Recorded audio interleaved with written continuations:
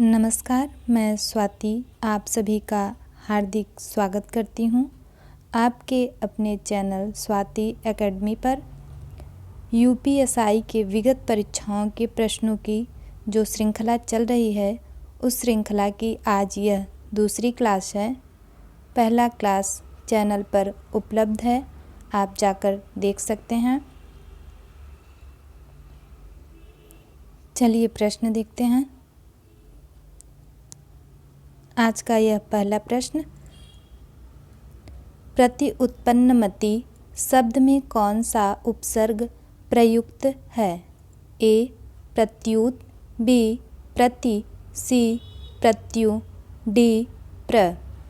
प्रति उत्पन्नमति शब्द में कौन सा उपसर्ग पूछा है? तो इसका जो उत्तर होगा वह होगा बी प्रति। प्रति उपसर्ग है इस शब्द में और उत्पन्नमति मूल शब्द है। प्रश्न संख्या 2, इनमें से कौन सा शब्द घर का पर्यायवाची नहीं है? घर का पर्यायवाची नहीं है। ए निलय, बी गृह, सी अह, डी आलय। इसका जो उत्तर होगा वह होगा सी अह। अह घर का पर्यायवाची नहीं है। निलय, गृह, आलय ये तीनों घर के पर्यायवाची हैं। प्रश्न संख्या 3, जिनके पास कुछ भी ना हो। एक वाक्य है, जिनके पास कुछ भी ना हो के लिए एक शब्द कौन सा होगा? ए विनीत, बी अकिंचन, सी दरिद्र, डी गरीब। इसका जो उत्तर होगा वह होगा ए बी अकिंचन। जिसके पास कुछ भी ना हो के लिए एक शब्द है अकिंचन। अकिंचन। प्रश्न संख्या 4, अमित शब्द का विलोम क्या होगा? अमित शब्द का विलोम क्या होगा? ए दुर्मित, बी कुमित, सी परमित और डी सुमित। अमित का विलोम पूछा है। इसका जो उत्तर होगा वह होगा सी परमित। अमित का विलोम परमित होगा। प्रश्न संख्या 5, लालटेन शब्द इनमें से क्या है? लालटेन शब्द इनमें से क्या है? ए तद्भव, बी तत्सम, सी देशज, डी विदेशज।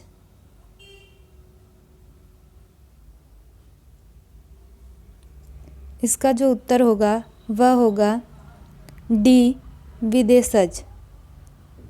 लालटेन विदेशी भाषा का शब्द है। तद्भव से कहते हैं जो संस्कृत के समान प्रयुक्त होता है।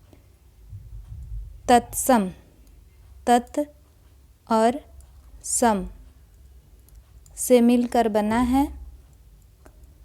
तत् मतलब उसके मतलब संस्कृत और सम मतलब समान। संस्कृत के समान जो शब्द प्रयुक्त होते हैं वे तत्सम कहलाते हैं। और तद्भव, तद्भव जो है वह है तत् और भव से मिलकर बना है। तो तत् मतलब उसके अर्थात संस्कृत के। संस्कृत से उत्पन्न, भव मतलब उत्पन्न, संस्कृत के से उत्पन्न शब्दों को तद्भव कहते हैं। देशज जिसका निर्माण अपने ही देश में हो उसे देशज बोलते हैं। विदेशज जो अपने देश को छोड़कर अन्य देशों से जो शब्द प्रयुक्त होते हैं, बोले जाते हैं, उन्हें विदेशज शब्द कहते हैं। प्रश्न संख्या 6,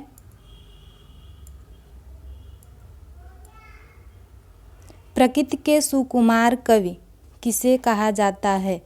के जगह का कर देंगे, ज़्यादा सही रहेगा। प्रकृति का सुकुमार कवि किसे कहा जाता है? ए महादेवी वर्मा, बी सुमित्रानंद पंत है, सुमित्रानंदन पंत, सी जयशंकर प्रसाद, डी निराला। प्रकृति का सुकुमार कवि किसे कहा जाता है? तो इसका उत्तर होगा बी, प्रकृति का सुकुमार कवि सुमित्रानंदन पंत को कहा जाता है। सुमित्रानंदन पंत को संवेदनशील इंद्रिय बोध का कवि भी कहा जाता है। प्रश्न संख्या 7, ये एक परिच्छेद है, इसको पढ़ के नीचे इसके प्रश्न किए गए हैं, उनका उत्तर करना है। अनुच्छेद पढ़कर दिए गए सवालों के सही जवाब चुनिए। देहदान, देहदान शब्द सुनते या पढ़ते ही सबसे पहला विचार जो दिमाग में आता है वह है मृत्यु अवश्यंभावी है। आज नहीं तो कल, कोई पहले तो कोई बाद में मृत्यु को प्राप्त करता है। मृत्यु के नाम से ही मन में भय का संचार होने लगता है। मानव शरीरधारी भगवान राम और कृष्ण को भी समय आने पर शरीर त्यागना पड़ता था। जो जन्म के साथ ही निर्धारित है, उससे भय कैसा? इससे बचने का कोई उपाय नहीं है। चाहे कोई कितना भी बलवान, धनवान या तपस्वी हो, इससे बच नहीं पाया। सारे संसार के पुराण इतिहास इस बात के गवाह हैं। प्राचीन या वर्तमान विज्ञान कितना ही उन्नत हो गया हो, लेकिन मृत्यु पर विजय हासिल करना एक सपना ही है। मृत्यु पर विजय हासिल करना एक सपना ही है। फिर इस क्षणभंगुर और अंत में राख के ढेर में बदलने वाले शरीर या उसके अंगों को किसी ज़रूरतमंद के लिए समर्पित कर देने में क्या हर्ज है? और फिर इसे पाने के लिए आपने स्वयं कोई प्रयास नहीं किया है या धन भी खर्च नहीं किया है। अब इससे संबंधित कुछ प्रश्न हैं, प्रश्न को हम देखते हैं। देहदान सुनते ही सबसे बड़ा विचार कौन सा आता है? ए मृत्यु सत्य है, बी मृत्यु अवश्यंभावी है, सी जीवन सुरक्षित नहीं है, डी मृत्यु नहीं होगी। इसका जो उत्तर होगा वह होगा बी मृत्यु अवश्यंभावी है। प्रश्न संख्या 8, पुराण और इतिहास किस बात के गवाह हैं? पुराण और इतिहास किस बात के गवाह हैं? ए मृत्यु पर विजय प्राप्त की जा सकती है, बी मृत्यु से कोई बच नहीं पाया, सी मृत्यु किसी के वश में नहीं, डी मृत्यु को कुछ समय तक टाला जा सकता है। इसका जो उत्तर होगा वह होगा बी मृत्यु से कोई बच नहीं पाया है। प्रश्न संख्या 9,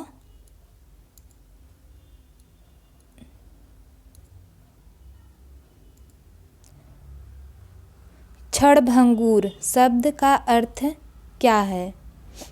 क्षणभंगुर शब्द का अर्थ क्या है? ए क्षण में भंग होने वाली, बी सदा अमर रहने वाली, सी समाप्त होने वाली, डी कभी समाप्त न होने वाली। क्षणभंगुर शब्द का अर्थ क्या होगा?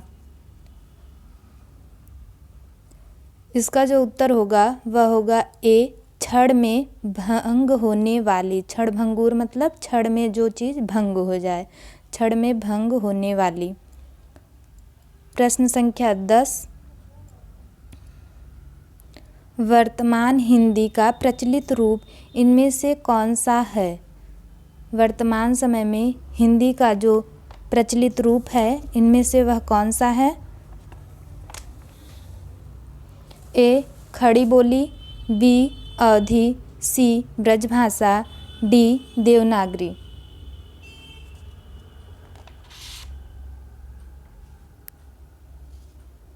इसका जो उत्तर होगा वह होगा ए खड़ी बोली। खड़ी बोली को कौरवी नाम से भी जानते हैं। यह नाम जो है राहुल सांकृत्यायन जी द्वारा दिया गया है। इसका विकास पश्चिमी हिंदी के अंतर्गत सौर सेनी अपभ्रंश से हुआ है। खड़ी बोली का जो विकास हुआ है यह पश्चिमी हिंदी के अंतर्गत सौर सेनी अपभ्रंश से हुआ है। देवनागरी एक लिपि है और अवधी जो है यह अर्धमागधी हिंदी की बोली है। ब्रजभाषा ये भी पश्चिमी हिंदी की बोली है। प्रश्न संख्या 11, इनमें से किस बोली का संबंध बिहारी हिंदी से नहीं है? किसका संबंध बिहारी हिंदी से नहीं है पूछा है। ए मैथिली, बी अवधी, सी मगही, डी भोजपुरी। किस बोली का संबंध बिहारी हिंदी से नहीं है? इसका जो उत्तर होगा वह होगा बी अवधी। अवधी का बिहारी हिंदी से संबंध नहीं है। अवधी अर्धमागधी हिंदी के अंतर्गत आती है।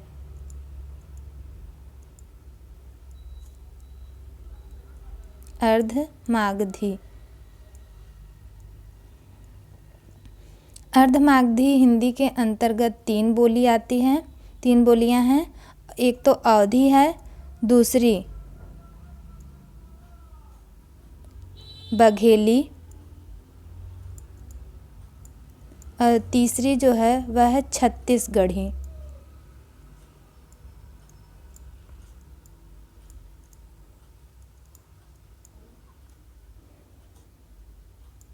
बाकी मैथिली और मगही, ये मैथिली, मगही, भोजपुरी तीनों बिहारी हिंदी की बोलियां हैं। प्रश्न संख्या 12, ऐश्वर्य का विलोम शब्द कौन सा होगा? ऐश्वर्य का विलोम पूछा है। ए अनैश्वर्य, बी दरिद्रता, सी वैभव, डी विलासिता। ऐश्वर्य का विलोम, इसका जो उत्तर होगा वह होगा ए अनैश्वर्य। अनैश्वर्य में अन उपसर्ग लगाकर बना है यह शब्द। अन और ऐश्वर्य से मिलकर अनैश्वर्य बना है। इसका यह ऐश्वर्य का विलोम है। और दरिद्रता का विलोम संपन्नता है। दरिद्रता, संपन्नता। वैभव का दारिद्र्य।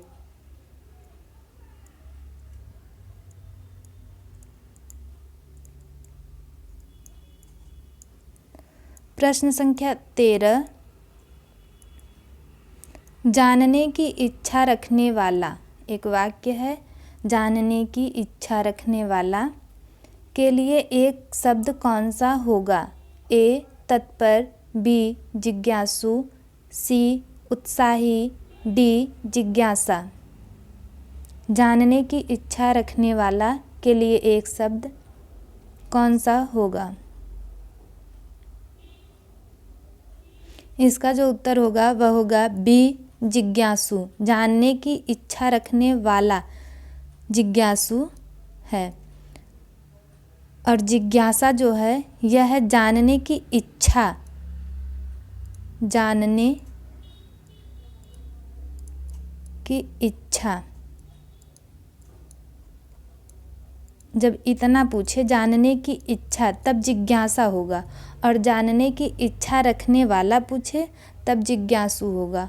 और तत्पर, तत्पर क्या है? जो काम करने के लिए सदैव तैयार हो उसे तत्पर कहते हैं।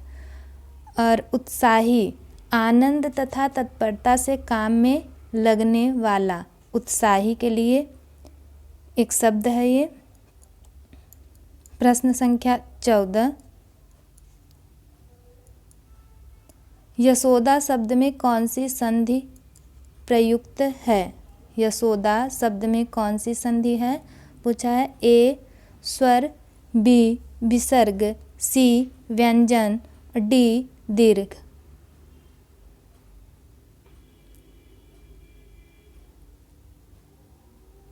इसका जो उत्तर होगा वह होगा बी विसर्ग। यशोदा में विसर्ग संधि है।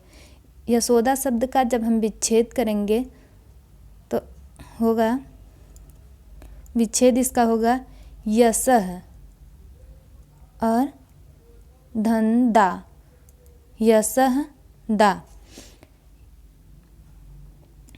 तो यहाँ विसर्ग आया है, इसमें जो है विसर्ग संधि है। यदि विसर्ग के पूर्व विसर्ग के पूर्व और उसके बाद कोई स्पर्श व्यंजन का तीसरा, चौथा, पांचवा वर्ण या अंतस्थ व्यंजन आए तो और विसर्ग के स्थान पर और विसर्ग के स्थान पर ओ आदेश हो जाता है। ओ आदेश हो जाता है। तो इसमें स में अ है और यहाँ विसर्ग है। इसके बाद यह वर्ग का तीसरा वर्ण है, तो यहाँ ये विसर्ग और इसके अ के स्थान पर ओ आदेश होकर यशोदा शब्द बना है। प्रश्न संख्या 15, अस्थाई भाव की संख्या कितनी है? ए 10, बी 11, सी 12, डी 9। अस्थाई भाव की संख्या।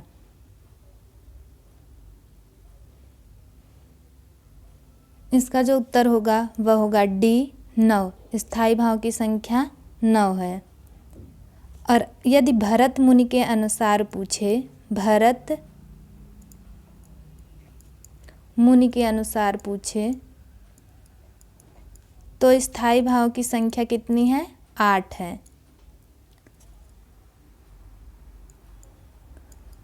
प्रश्न संख्या 16, इनमें से शुद्ध शब्द का चयन कीजिए। शुद्ध शब्द का चयन कीजिए। ए पुरस्कार, बी पुरस्कर, सी पुरस्कार, डी पुरस्कार। इसका जो उत्तर होगा वह होगा सी पुरस्कार। शुद्ध वर्तनी इसी का है, पुरस्कार। प्रश्न संख्या 17, स्वजाति शब्द का विलोम क्या होगा? स्वजाति शब्द का विलोम क्या होगा? कुजाति, ए कुजाति, बी विजाति, सी सुजाति और डी अजाति। स्वजाति का विलोम क्या होगा?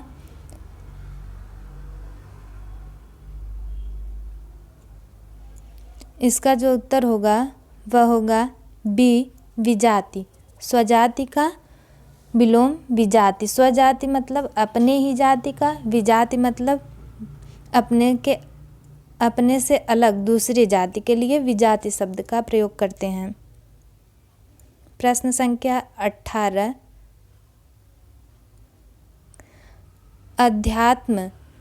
अध्यात्म शब्द का विशेषण कौन सा होगा? अध्यात्म शब्द का विशेषण। ए आध्यात्मिक, बी अनध्यात्म, सी आध्यात्मिक और डी अध्यात्म। अध्यात्म का विशेषण कौन सा होगा? सी। इसका जो उत्तर होगा सी आध्यात्मिक। आध्यात्मिक शब्द में अध्यात्म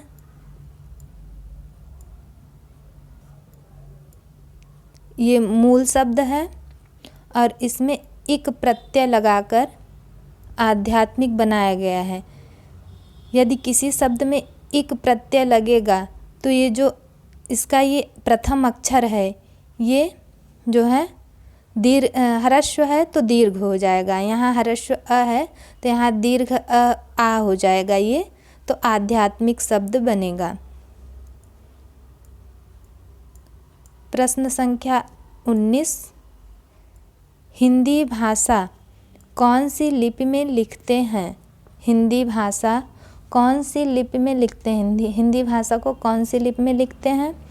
ए सौराष्ट्री, बी ब्राह्मी और सी गुरमुखी, डी देवनागरी। हिंदी भाषा को किस लिपि में लिखते हैं?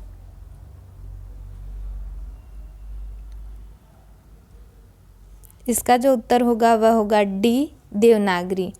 हिंदी देवनागरी लिपि में लिखी जाती है। प्रश्न संख्या 20, अतीव शब्द में कौन सा उपसर्ग प्रयुक्त है? अतीव शब्द में उपसर्ग पूछा है। ए अति, बी अति, सी अपि, डी अधि।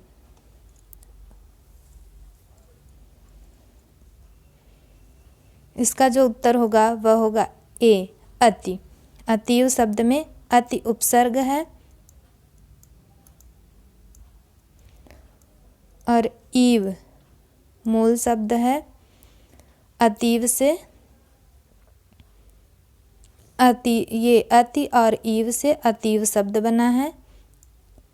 प्रश्न संख्या 21, ठलुआ क्लब किसकी रचना है? ठलुआ क्लब किसकी रचना है? ए धर्मवीर भारती, बी गुलाब राय, सी यशपाल, डी मन्नू भंडारी। ठलुआ क्लब किसकी रचना है पूछा है। इसका जो उत्तर होगा वह होगा बी गुलाब राय। बाबू गुलाब राय ठलुआ क्लब के रचनाकार हैं। यह एक निबंध संग्रह है। बाबू गुलाब राय जी का यह एक निबंध संग्रह है।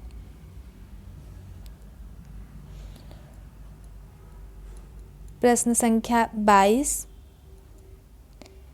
यथारुचि में कौन सा समास है? यथारुचि में कौन सा समास है? ए अव्ययी भाव, बी तत्पुरुष, सी ये चहुव्रीहि नहीं है, ये बहुव्रीहि है। बहुव्रीहि।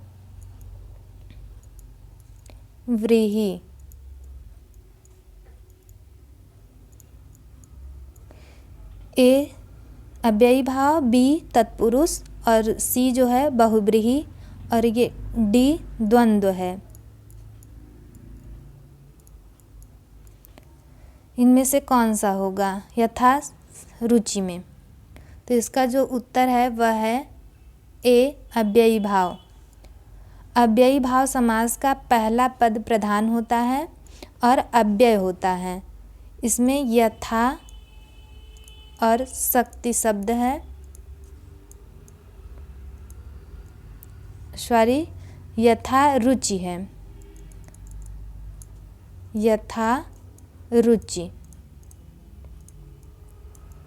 तो ये जो यथा है यह अव्यय शब्द है और ये पहला पद है, यही प्रधान है, तो यहाँ अव्ययी भाव समास है। बहुब्रीहि समास का उत्तर पद प्रधान होता है, मतलब दूसरा पद। बहुब्रीहि समास का कोई अन्य पद प्रधान होता है और द्वंद्व का दोनों पद प्रधान होते हैं। प्रश्न संख्या 23 इनमें से कौन सा शब्द पुल्लिंग है? कौन सा शब्द पुल्लिंग है? ए मूर्खता, बी कपट, सी निद्रा, डी सुंदरता। इनमें से कौन सा शब्द पुल्लिंग का है?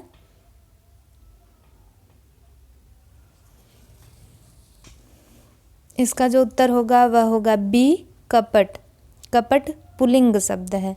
बाकी मूर्खता, निद्रा और सुंदरता ये स्त्रीलिंग के शब्द हैं। मूर्खता, उसने मूर्खता दिखाई, वाक्य में प्रयोग करेंगे तो उसने मूर्खता दिखाई, तो यहाँ स्त्रीलिंग है। निद्रा, उसको निद्रा आ रही है। सुंदरता, उसकी सुंदरता बढ़ गई। ऐसे वाक्य प्रयोग करके देख लेंगे।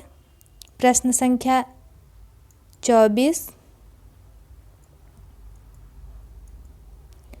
पढ़ने वाला में किस प्रत्यय का प्रयोग हुआ है? पढ़ने वाला शब्द है, इसमें किस प्रत्यय का? प्रत्यय पूछा है, किसका प्रयोग हुआ है? कौन से प्रत्यय का?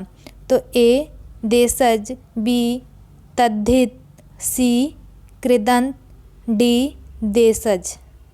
पढ़ने वाला में प्रत्यय पूछा है। इसका जो उत्तर होगा वह होगा सी कृदंत। पढ़ने वाला शब्द में कृदंत शब्द प्रत्यय प्रयोग हुआ है। प्रत्यय वे शब्द होते हैं जो शब्द के बाद में लगकर उसमें विशिष्टता लाते हैं।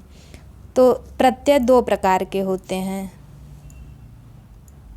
एक तो तद्धित और दूसरा जो है वह है कृदंत। कृदंत प्रत्यय क्रिया के साथ लगते हैं और तद्धित प्रत्यय जो है वह संज्ञा, सर्वनाम और विशेषण के साथ लगते हैं।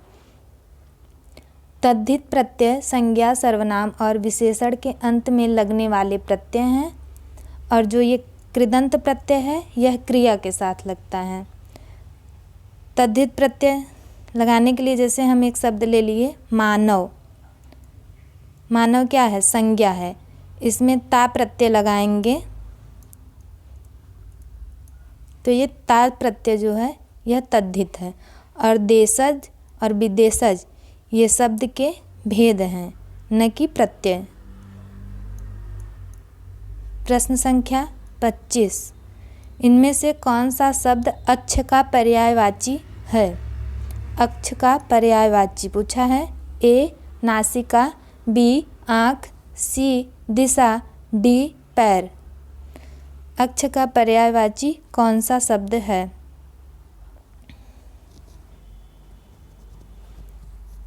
इसका जो उत्तर होगा वह होगा बी आँख।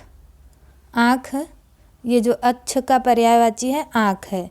नासिका नाक का है और पैर जो है पैर का पर्यायवाची पाद या पाँव ये होंगे। प्रश्न संख्या 26 कलई खुलना मुहावरे का अर्थ क्या है? कलई खुलना मुहावरे का अर्थ क्या है? ए भेद प्रकट होना, बी रंग उतर जाना, सी चमक गायब हो जाना, डी सच्चाई का पता लगना। इसका जो उत्तर होगा वह होगा ए भेद प्रकट होना। कलई खुलना मतलब भेद प्रकट होना। प्रश्न संख्या 27 इनमें से शुद्ध वाक्य का चयन कीजिए। शुद्ध वाक्य देखना है, इसमें से कौन सा है?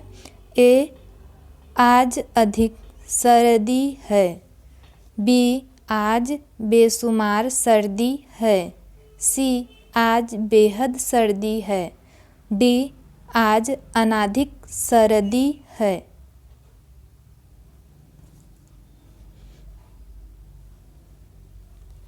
इसका जो उत्तर होगा वह होगा सी आज बेहद सर्दी है।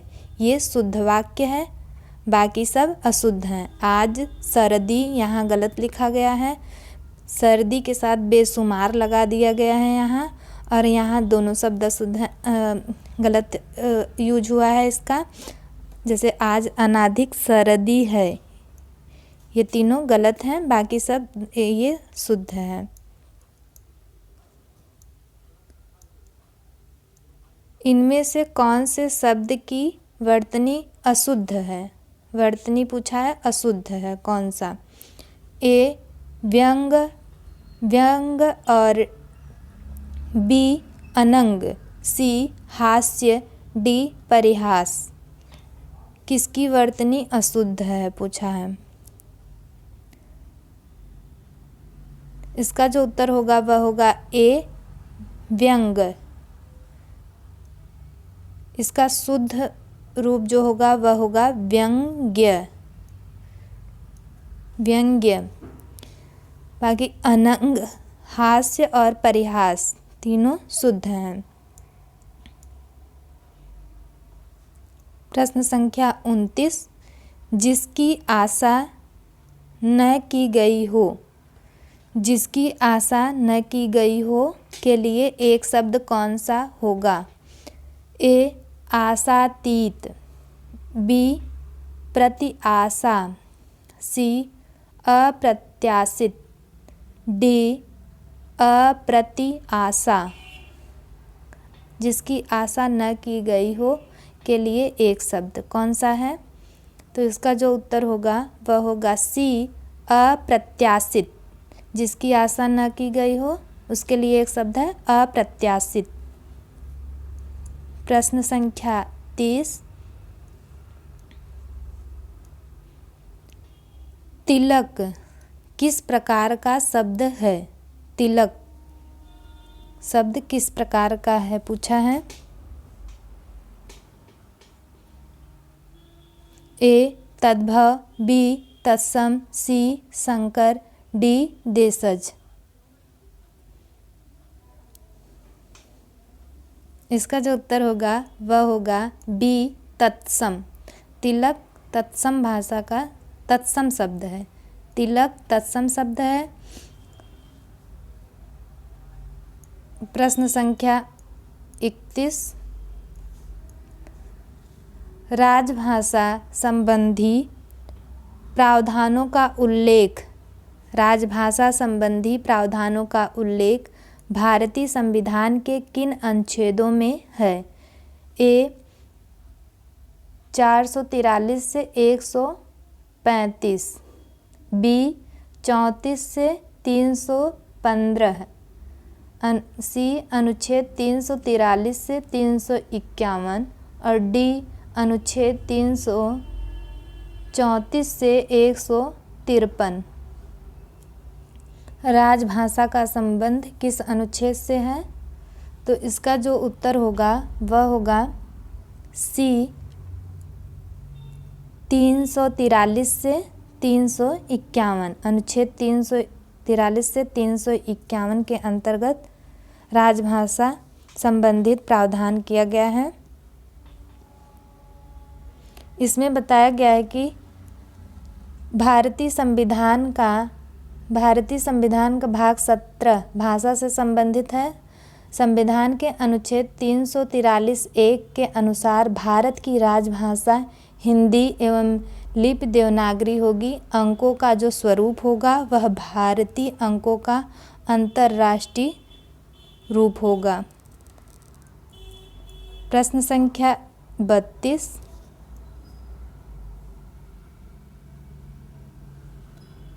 चंद्रप्रभा किस उपन्यासकार की रचना है? चंद्रप्रभा किस उपन्यासकार की रचना है? ए भगवती चरण शर्मा, बी श्रीनिवास दास, सी भारतेंदु हरिश्चंद्र और डी नागार्जुन।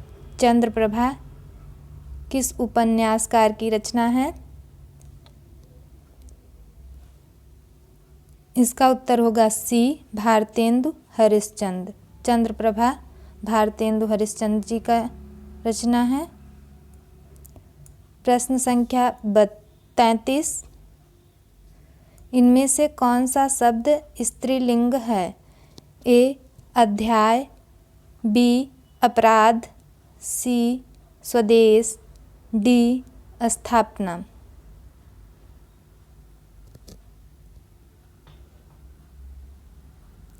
इसका जो उत्तर होगा वह होगा डी स्थापना। स्थापना स्त्रीलिंग का शब्द है। जैसे आज महाविद्यालय की स्थापना की गई, न कि किया गया, न कि किया गया। प्रश्न संख्या 34। इनमें से रसाल का पर्यायवाची शब्द कौन सा है? ए आम, बी नींबू, सी जामुन, डी इमली। रसाल का पर्यायवाची इनमें से कौन सा है?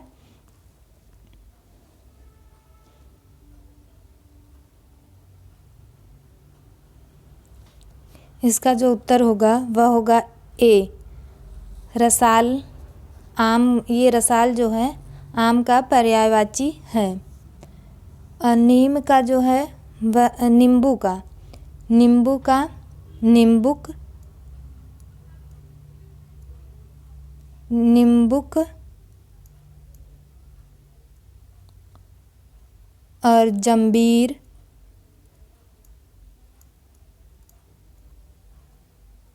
नींबुक, जंबीर, जंतुमारी,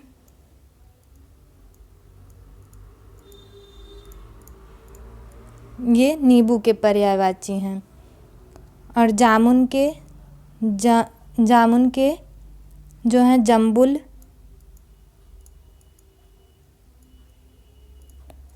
जम्बुल, जमाली, जमाली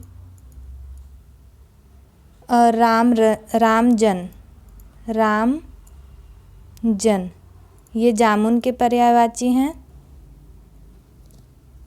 इमली का जो है, इमली का अम्लिका,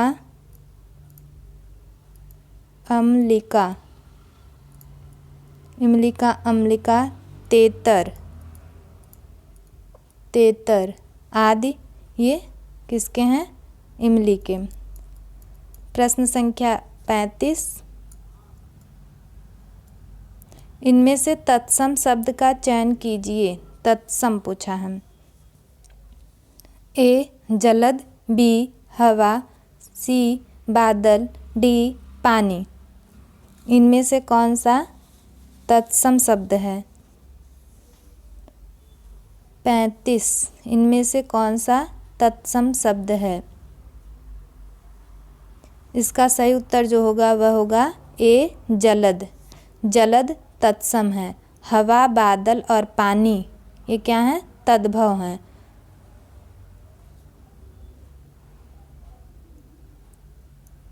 प्रश्न संख्या 36। इनमें से ब की ध्वनि कौन सी है? ब की ध्वनि मतलब उच्चारण स्थान पूछा है। इसमें कौन सा है? ए ऊष्म, बी ओष्ठ और सी दंत्य, डी तालव्य। ब का ध्वनि या उच्चारण स्थान, इसका जो उत्तर होगा वह होगा बी ओष्ठ। ओष्ठ। प वर्ग, प वर्ग जो है वह उसका उच्चारण स्थान ओष्ठ है। तो ब जो है प वर्ग में आता है। प्रश्न संख्या 37। इनमें से जातिवाचक संज्ञा कौन सी है? जातिवाचक संज्ञा।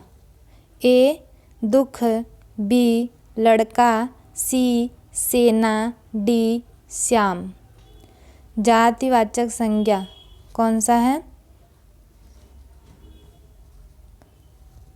प्रश्न संख्या 37। जातिवाचक संज्ञा इनमें से कौन सा है?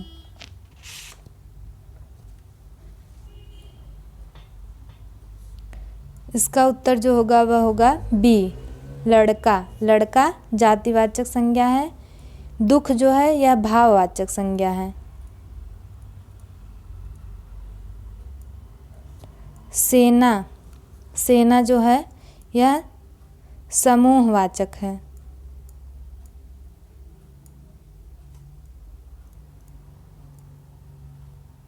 और श्याम जो है यह व्यक्तिवाचक है।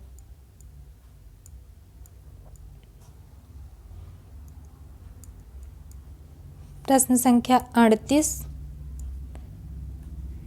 भारत भारती पुरस्कार 2014 किस साहित्यकार को मिला? ए. शिव प्रसाद सिंह, बी. ओम थानवी और सी. केदारनाथ सिंह, डी. काशीनाथ सिंह। भारत भारती पुरस्कार 2014 किसको मिला? इसका जो उत्तर होगा वह होगा डी, काशीनाथ सिंह। काशीनाथ सिंह को 2014 में भारत भारती पुरस्कार प्रदान किया गया था। इनकी रचना रेहन पर रघु के लिए, रेहन पर रघु, रघु, रेहन पर रघु के लिए काशीनाथ सिंह को 2014 में भारत भारती पुरस्कार प्राप्त हुआ था। प्रश्न संख्या 39, इनमें से कौन सा शब्द संज्ञा है? कौन सा संज्ञा शब्द है? ए. क्रोधित, बी. क्रोधी, सी. क्रुद्ध, डी. क्रोध। इनमें से कौन सा शब्द संज्ञा है? तो इसका जो उत्तर होगा वह होगा डी, क्रोध। क्रोध संज्ञा है और बाकी क्रुद्ध, क्रोधी और क्रोधित ये क्या है? विशेषण।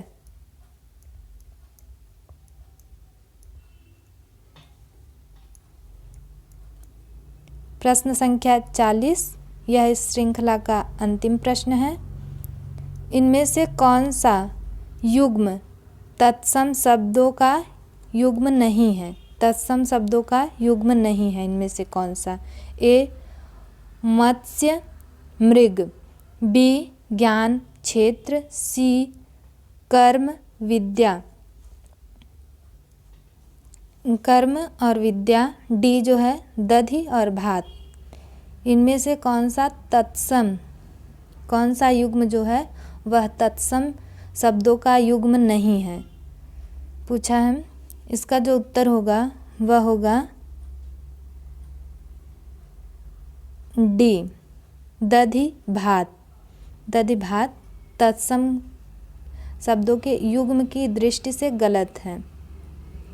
बाकी मत्स्य मृग तत्सम है दोनों, ज्ञान क्षेत्र ये दोनों भी तत्सम हैं, कर्म विद्या ये दोनों भी तत्सम हैं।